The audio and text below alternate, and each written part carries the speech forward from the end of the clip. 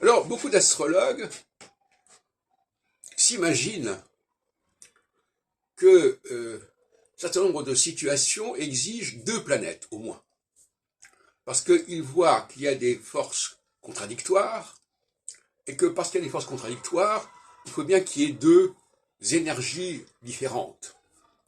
Et moi, je ne suis pas d'accord avec ça. Je pense au contraire que toute phase provoque une réaction.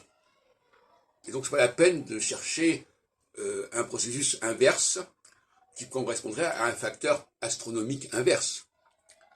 Donc, la phase équinoxiale va provoquer une réaction solsticiale, la phase solsticiale va provoquer une réaction équinoxiale, sans qu'il soit besoin de faire intervenir une autre planète que Saturne, par exemple.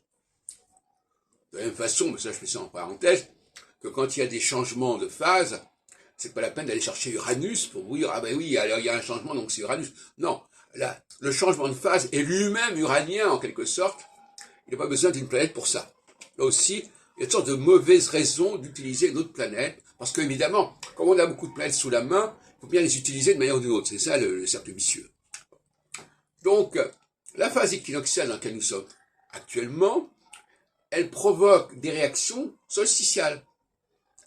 C'est-à-dire, la réaction solsticiale, c'est de dire, écoutez, nous, on est un ensemble, parce que socialité, c'est l'ensemble.